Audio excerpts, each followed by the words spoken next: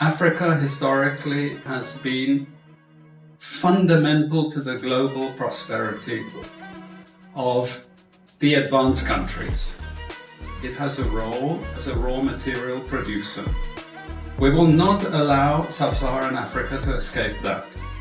Okay, we do everything to keep sub-Saharan Africa where it is, also impoverished. It's absolutely vital for the prosperity of everyone else. So let's get clear about that.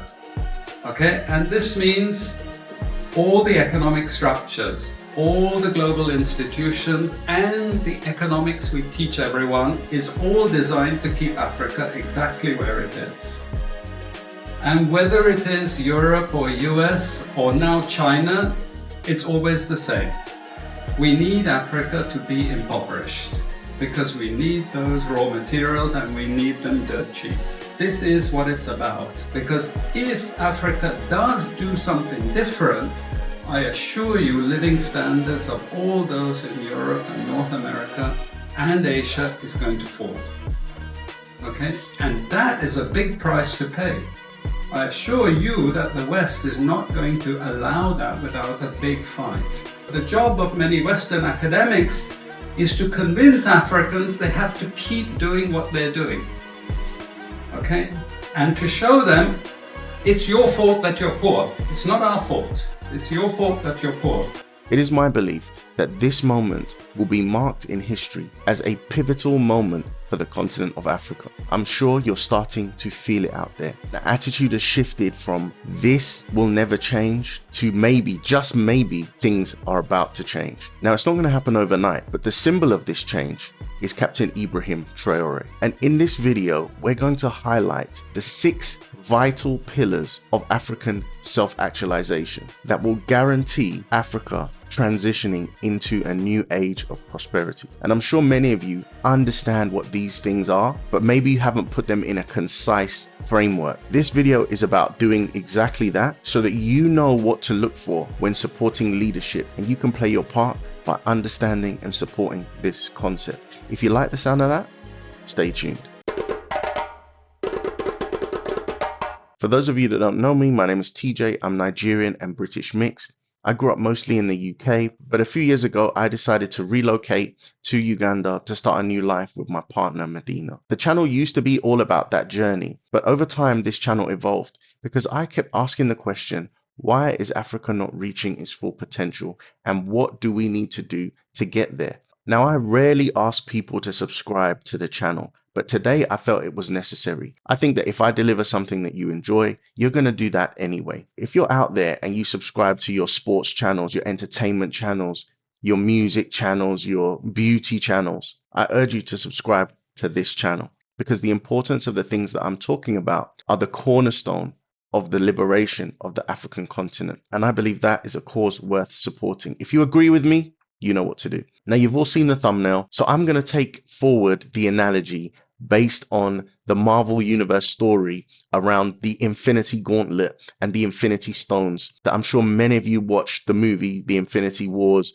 and Endgame. The reason these comic book stories resonate so much is because they carry that eternal narrative of good versus evil. So Thanos, the character on the left, is the bad guy, and he collects these 5 stones. He makes this gauntlet, which you see him wearing in this image right now. Each of the stones represents something: power, soul, time, mind, reality, and space. And when anyone combines all of these stones, you will get ultimate power over all these dimensions. You can basically achieve whatever you want. So in the movie, Thanos wants to take this ultimate power, become the universe's dictator. But what happens at the end is that Tony Stark manages to put on the glove and he resets all of the previous bad things that Thanos has done and makes Thanos powerless. Now, the reason I think this is an interesting analogy, because right now the West is telling us that Ibrahim Traoré is a dictator. Democracy is the only way for someone to be considered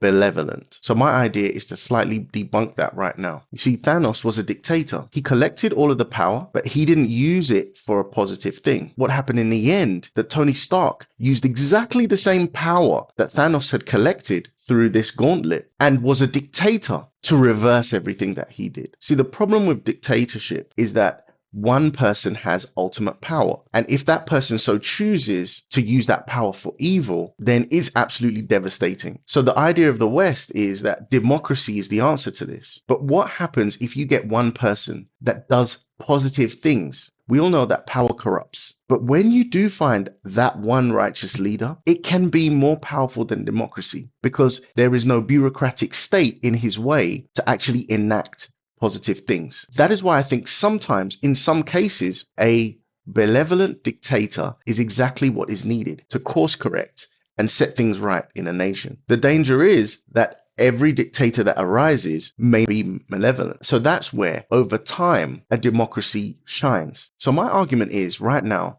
the world is seeing that Ibrahim Traoré is a positive dictator. He is benevolent. He wants the betterment of his people. And he's been collecting his own infinity stones, which demonstrates the framework by which Africa can prosper. So let's go through exactly what these 6 pillars of African prosperity are based off the infinity stone analogy. You see this picture here of Ibrahim Traoré. He's wearing an African infinity gauntlet. And the first stone is the reality stone, which represents anti-corruption. This is something that Africa needs, that is within the power of every African individual. If they so choose, it doesn't require anything from the West. All it requires is a bit of integrity and a big picture mindset of what Africa can become if we sacrifice for a better future. And in the case of Ibrahim Traoré, he is doing this. He established a powerful anti-corruption task force that operates directly under his command, ensuring no interference from other government bodies. Asset declaration implements strict requirements for government officials to declare their assets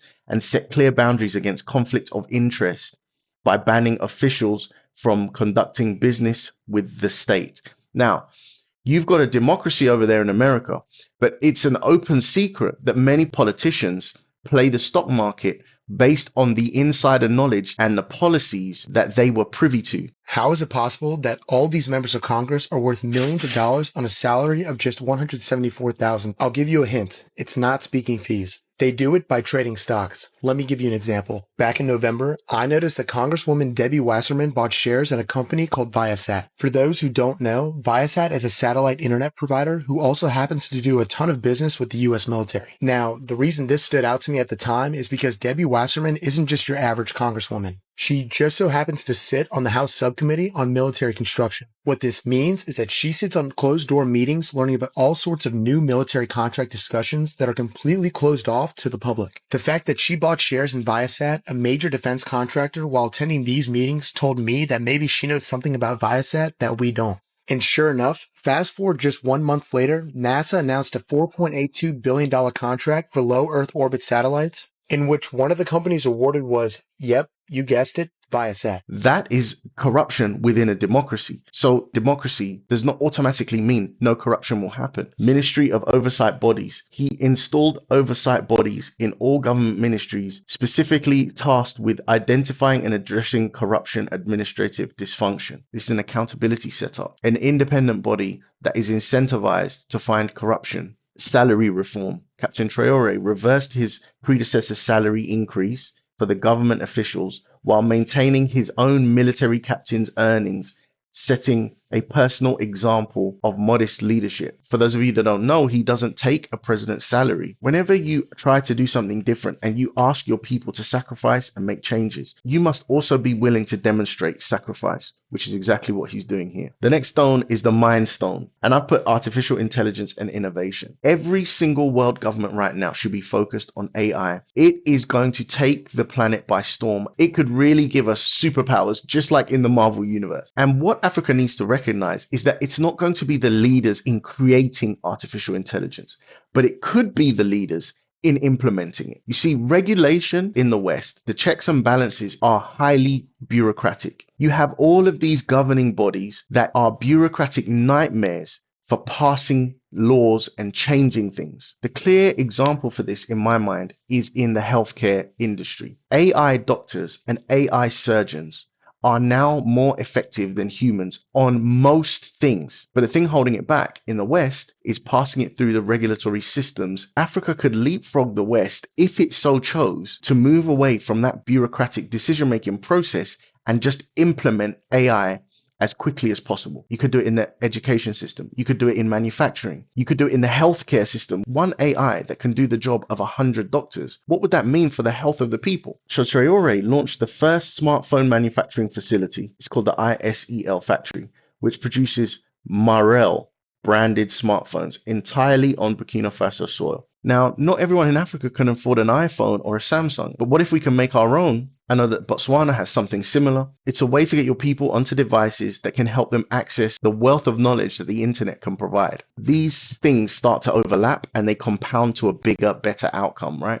Education plus artificial intelligence plus technology, smartphones, manufacturing on ground, that starts making a powerful impact. He also implemented advanced AI-driven biometric identification system, electric vehicle manufacturing, and digital innovation support. So he created programs to foster local technology development and innovation, particularly focused on youth engagement and tech sectors.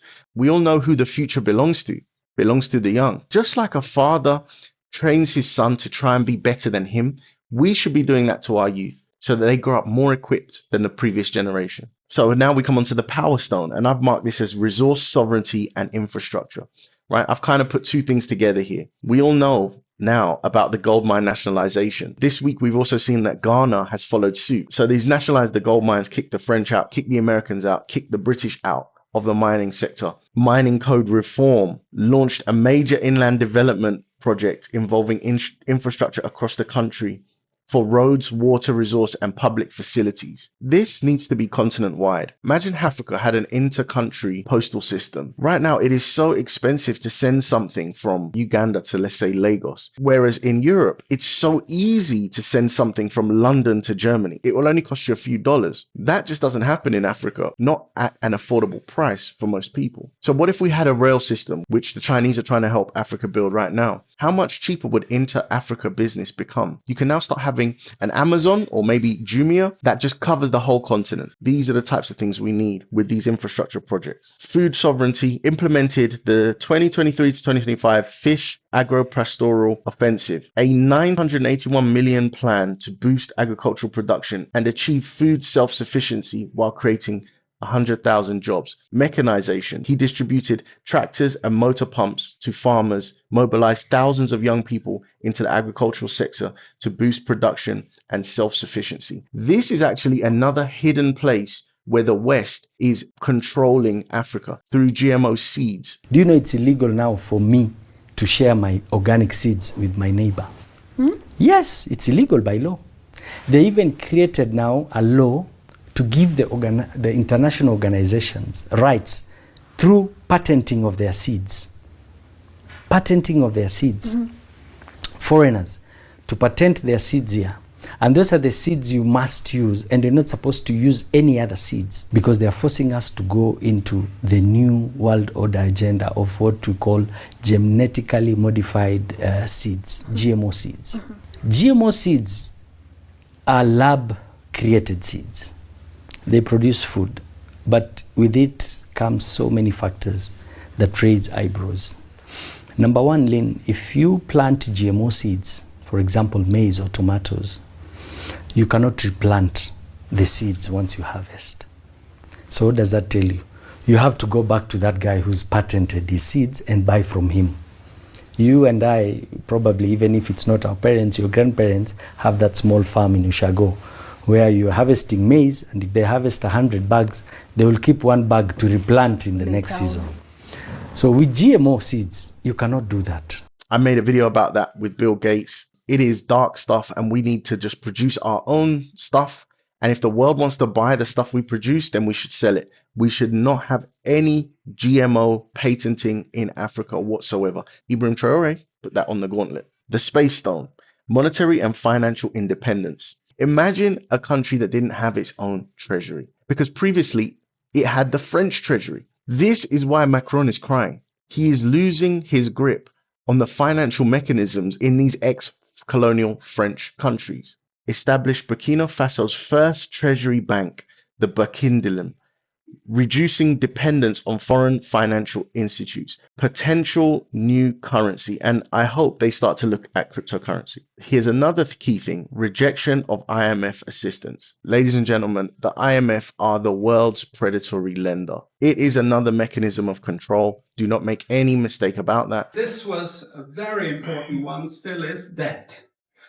I was telling some of my students today, was it today or yesterday, about Confessions of an Economic Hitman. Do you remember this? Have any of you heard of this one? Confessions of an Economic Hitman.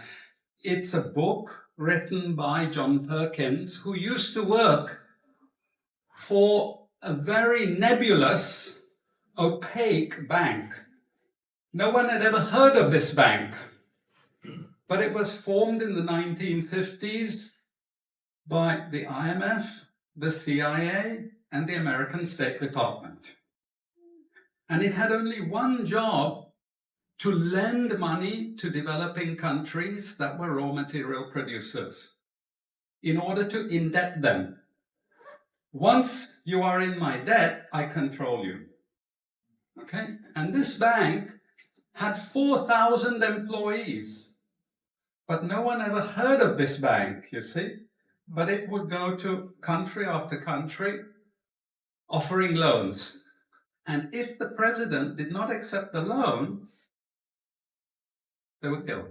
Those protests that we saw in Kenya in 2024 has a direct line to the IMF loans that Kenya has. And when countries have the inability to pay back these predatory loans, the resource deals start happening and the implementation of GMO seeds starts happening and countries are forced to acquiesce. Gold reserve management. So basically it's local processing and direct management of export revenues. Having the raw material only does so much for you. Processing the raw material is where the difference is made. Financial system reconstruction. Initiate step to reduce dependence on the central bank of West African state, which operates more as the extension of the Bank of France. I've talked many times about the CFA franc and just how predatory it is. It is so bad. Africa has to separate itself. The next stone is the time stone. I've marked this as the education and first principles thinking. Many Africans just haven't had access to the opportunity to educate themselves, not just through traditional school education, but through critical thinking, first principles thinking. In the case of Ibrahim Traoré, he's created a free education policy. Most African countries do not have that. You have to pay school fees, right? Announced the implementation of free education across all levels from primary school through university, eliminating financial barriers that had previously limited educational access. Then he's added student support systems, introduced monthly stipends for university students to assist with their living expenses, along with plans for free university housing and meal provision. What would it mean for a nation if you can educate yourself for free, all the way up to university level? Educational infrastructure, invested in building new schools and educational facilities, particularly in underserved rural areas, to expand educational access across the country. There's times when there are absolute geniuses whose full potential goes to waste because they didn't have access to what they needed education-wise because of their location. He did curriculum reform, and the thing that I think is quite interesting is cultural identity in education. He promoted the integration of Burkinabe cultural values and history to educational programs, forecasting a stronger sense of national identity. When the educational system is the French system, then the French have a direct mouthpiece to the youth, omit certain information maybe about how the French have acted in regards to the nation. You know, let's forge an African mindset. There are things that Africa should take from the West and other regions, but Africans should know who they are, know their history, and know their values and principles, the things that have served Africans well over time. Finally, the soul stone. You know, the soul stone is the one in the middle, right? From my understanding, it's what happens when all the other stones are connected, right? You get the soul stone. This is what I'm calling Pan-African unity. He's galvanizing a sense of African identity. You know, Africa is 1.4 billion people. It's way more powerful as a collective. We have to negotiate with China, with Europe, with America. These are huge power states. A unified Africa gives those negotiations more leverage. Now, Ibrahim can't necessarily do that in one stroke, right? But he's done that in the hearts and the minds of the Africans. But in terms of actual countries, we've got the Sahel states. Formed the alliance of the Sahel states with Mali and Niger, creating a regional security coalition committed to addressing terrorism throughout African-led solutions. So when I see leaders arresting people that went to peacefully protest in solidarity for Ibrahim Traoré, then the chances are that that leader is controlled by someone else, and that elsewhere probably doesn't have the best interests of the people at heart. I see that as a huge problem. And the thing is, when there's continental inspiration, a system that de-emphasizes the Berlin Agreement borders that was divided up by the West to make Africa the countries it is now, it de-emphasizes the differences between us and allows us to focus as a continent on the things that unite us. The same resource playbook that's happening in Congo happens in Nigeria. The same resource playbook that's happening in Nigeria happens in Sudan. The same resource playbook that's happening in Sudan happens in Botswana and Namibia and Angola and so on and so forth. All of us may have language differences and tribal differences and slight historical differences, but one thing we have in common is that all those people over there are trying to pillage us over here. So why don't we unify on this point and prevent that from happening continent-wide?